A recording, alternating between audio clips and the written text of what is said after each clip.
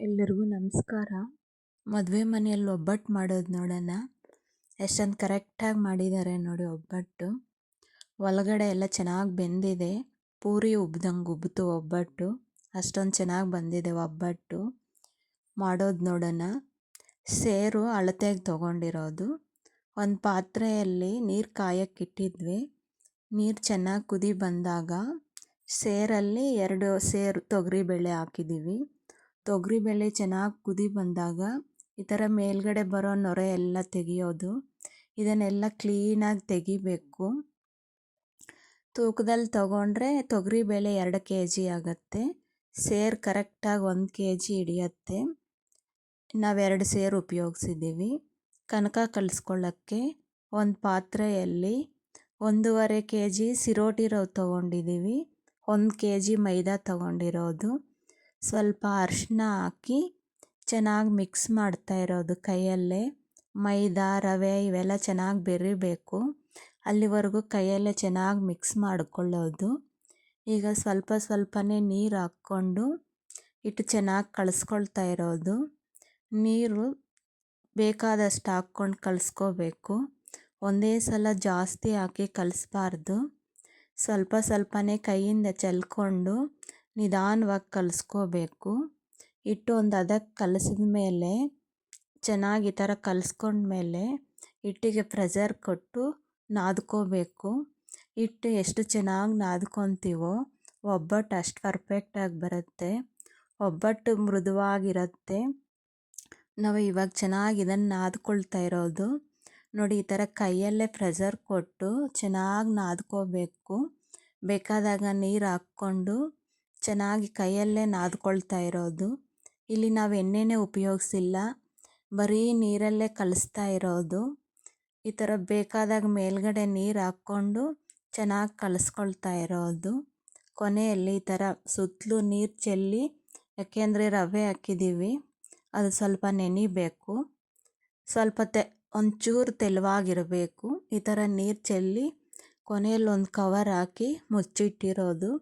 ಸುಮಾರು ಒಂದು 3 ಗಂಟೆ ಕಾಲ ನೆನೆಸಿಟ್ಟಿದ್ದೀವಿ ಕನಕನ. ನಾವು ಎಣ್ಣೆ ಅಂತೂ ಉಪಯೋಗಿಸೇ ಇಲ್ಲ, ಬರೀ ನೀರಲ್ಲೇ ಕಲಸಿಟ್ಟಿರೋದು. ನೀರಲ್ಲಿ ಕಲಸಿಟ್ಟು ನೆನೆಯಕ್ಕಿಟ್ಟಿರೋದು. ಇವಾಗ ಬೆಲ್ಲ ಅಳತೆಗೆ ತೊಗೊಂಡಿರೋದು. ತೊಗರಿಬೇಳೆ 2 ಸೇರು ತೊಗೊಂಡಿದ್ವಿ. ಅದೇ ರೀತಿ ಬೆಲ್ಲ ಕೂಡ 2 ಸೇರು ತೊಗೊಂಡಿರೋದು. 2 kg ಅಂತ. ಇಲ್ಲಿ ಬೇಳೆ ಚೆನ್ನಾಗಿ ಬೆಂದಿತ್ತು.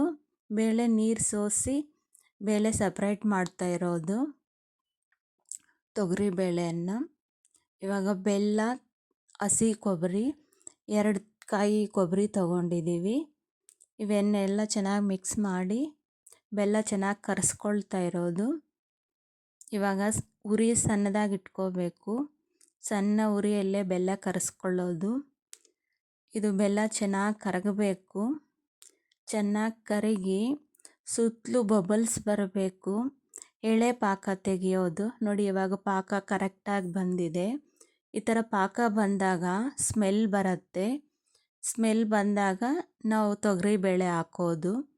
ತೊಗರಿಬೇಳೆಯನ್ನು ಹಾಕಿ ಚೆನ್ನಾಗಿ ಮಿಕ್ಸ್ ಮಾಡ್ಕೊಳ್ತಾ ಇರೋದು. ತೊಗರಿಬೇಳೆಯಲ್ಲಿರೋ ನೀರೆಲ್ಲ ಬಿಟ್ಕೊಳ್ಳುತ್ತೆ ಪಾಕದಲ್ಲಿ ಹಾಕಿದಾಗ.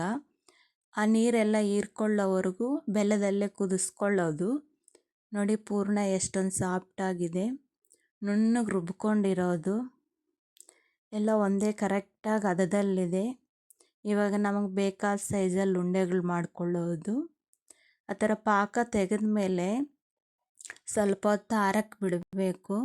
ತಣ್ಣಗಾದಮೇಲೆ ಅದನ್ನು ಗ್ರೈಂಡರ್ಗೆ ಹಾಕಿ ನುಣ್ಣಗೆ ರುಬ್ಕೊಂಡಿರೋದು. ಇವಾಗ ಕನಕ ನಾವು ಯಾವಾಗ ಹೋಳಿಗೆ ಮಾಡಬೇಕು ಅಂದ್ಕೊತೀವೋ ಆವಾಗ ಕನಕಕ್ಕೆ ಎಣ್ಣೆ ಹಾಕಿ ಚೆನ್ನಾಗಿ ಮಿಕ್ಸ್ ಮಾಡ್ಕೊಳ್ಳೋದು. ನಾವು ಹಿಟ್ಟು ಕಲಸೋವಾಗ ಒಂಚೂರು ಎಣ್ಣೆ ಹಾಕಿಲ್ಲ. ನಾವು ಹೋಳಿಗೆ ಮಾಡ್ಕೊಳ್ತೀವಿ ಅನ್ನೋವಾಗ ಎಣ್ಣೆ ಹಾಕಿ ಚೆನ್ನಾಗಿ ಮಿಕ್ಸ್ ಮಾಡ್ಕೊಳ್ತಾ ಇರೋದು. ಇವಾಗ ಅಷ್ಟೇ ಒಂದು 5 ನಿಮಿಷ ಚೆನ್ನಾಗಿ ನಾದ್ಕೋಬೇಕು. ನಾದ್ಕೊಂಡು ನಮಗೆ ಬೇಕಾದ ಸೈಜಲ್ಲಿ ಕನಕ ತಗೊಳ್ತಾ ಇರೋದು. ಅದೇ ರೀತಿ ಪೂರ್ಣ ಕೂಡ ಉಂಡೆಗಳು ಮಾಡ್ಕೊಳ್ತಾ ಇರೋದು. ಕನಕ ಎಷ್ಟು ತಗೊತೀವೋ ಅಷ್ಟೇ ಪ್ರಮಾಣದಲ್ಲಿ ಪೂರ್ಣ ತಗೊಳ್ಳೋದು ನೋಡಿ ಒಬ್ಬಟ್ಟು ಎಷ್ಟೊಂದು ಚೆನ್ನಾಗಿ ಬರ್ತಾ ಇದೆ. ಪೂರಿ ಉಬ್ದಂಗೆ ಉಬ್ತಾ ಇದೆ. ಇದನ್ನು ಒಬ್ಬಟ್ಟು ಪೇಪರಲ್ಲಿ ಲಟ್ಸ್ಕೊಳ್ಳೋದು. ಲಟ್ಸ್ಕೊಳ್ಳುವಾಗ ಕೂಡ ನಿಧಾನವಾಗಿ ತೆಳುವಾಗಿ ಲಟ್ಸ್ಕೋಬೇಕು. ಒಂದೇ ಸಲ ಭಾರ ಬಿಡಬಾರ್ದು. ನಿಧಾನವಾಗಿ ತಲ್ಕೊಂಡು ಸುತ್ತಲೂ ರೌಂಡಿಗೆ ಲಟ್ಸ್ಕೊಳ್ತಾ ಇರೋದು. ನಾವು ಒಬ್ಬಟ್ಟು ತಿರುಗಿಸೋವಾಗ ಕೂಡ ನಿಧಾನವಾಗಿ ತಿರ್ಸ್ಕೋಬೇಕು. ಎರಡೂ ಕಡೆ ಸಣ್ಣ ಉರಿಯಲ್ಲೇ ಬೇಯಿಸ್ಕೊಳ್ತಾ ಇರೋದು. ನೋಡಿ ಯಾವ ಥರ ತಿರುಗಿಸ್ತಾ ಇದ್ದಾರೆ ಅಂತ. ಆ ಥರ ತಿರುಗಿಸ್ಕೊಂಡು ಎರಡೂ ಕಡೆ ಫ್ರೈ ಮಾಡ್ಕೋಬೇಕು. ಇದನ್ನು ಸಣ್ಣ ಉರಿಯಲ್ಲೇ ಬೇಯಿಸ್ಕೊಳ್ತಾ ಇರೋದು.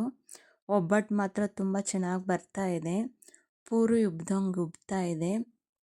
ಈ ಥರ ಪಾಕ ತೆಗೆದು ಪೂರ್ಣ ಮಾಡೋದ್ರಿಂದ ಈ ಪೂರ್ಣ ಬೇಕಾದರೆ 10-15 ದಿನ ಇಡ್ಬೋದು. ಚೆನ್ನಾಗಿರುತ್ತೆ. ಹೋಳಿಗೆ ಕೂಡ ತುಂಬ ಚೆನ್ನಾಗಿ ಬಂತು. ಈ ರೆಸಿಪಿ ಇಷ್ಟ ಆದರೆ ನಮ್ಮ ಚಾನಲ್ಗೆ ಸಬ್ಸ್ಕ್ರೈಬ್ ಆಗಿ.